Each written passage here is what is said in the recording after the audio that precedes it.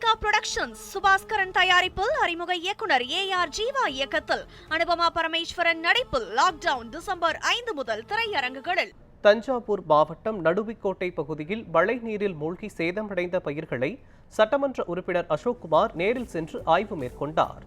அவருடன் நமது செய்தியாளர் நலீம் நடத்திய கலந்துரையாடலை தற்போது பார்க்கலாம். தஞ்சாவூர் மாவட்டம் பட்டுக்கோட்டை அருகே உள்ள நடுவிக்கோட்டை பகுதியில் தற்போது பெய்த மழையால் சுமார் 100 ஹெக்டேர் பரப்பளவில் வயல் பயிர்களும் தண்ணீர் மூழ்கியுள்ளது. இந்த பகுதியை பேராவூரணி சட்டமன்ற உறுப்பினர் அசோக்குமார் நேரில் பார்வையிட்டு விவசாயிகளை சந்தித்து வருகிறார். சார் வணக்கம். இந்த பகுதியில் தொடர்ந்து இந்த மழை பெஞ்சு இத்தனை ஏக்கர் பயிர் இருக்கு, இதுக்கான என்னென்ன நடவடிக்கை இருக்குது? இல்லை, நான் இது கிட்டத்தட்ட ஒரு 100 ஏக்கர் இந்த மழையினால முழுகி இருக்குது. எல்லாமே பயிர் எல்லாம் எதுவுமே தேராது.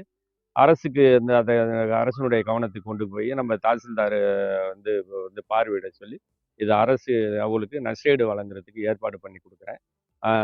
நமது தமிழக முதல்வர் மாண்புமிகு முதலமைச்சர் அவர் கவனத்துக்கு கொண்டு சென்று இந்த நடுவிக்கோட்டை காயாவூர் சாலை இணைப்பு சாலையில் பக்கத்தில் இருக்கின்ற வயற்காடு முழுதும் வடிகால் சரியாக இல்லாததனால் அந்த வடிகால் தூர்வாரப்பட வேண்டும். வடிகாலில் இருக்கின்ற ஆக்கிரமிப்புகளை அகற்ற வேண்டும். அதாவது 10 மீட்டர் இருக்க வடிகாலை 3 மீட்டர் தான் இருக்குது அப்படிங்கிறாங்க. அந்த 10 மீட்டருக்கும் அகலப்படுத்தி அந்த வடிகாலை பிடபிள்யூ மூலமாக நாங்கள் அந்த வடிகாலை ஏற்பாடு பண்ணி கொடுக்குறோம்.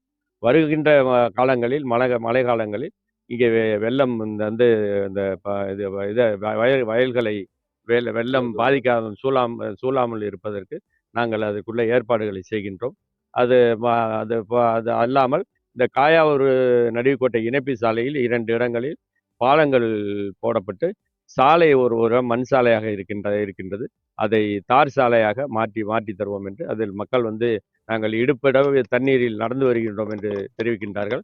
வருகின்ற வருடம் அந்த துயரை நீக்கி அவர்கள் எளிதாக இங்கே நடுவிக்கோட்டைக்கு வருவதற்கோ காயாவூருக்கு செல்வதற்கோ ஏற்பாடு செய்து தருகின்றோம் என்பதை தெரிவித்துக் கொள்கின்றேன்.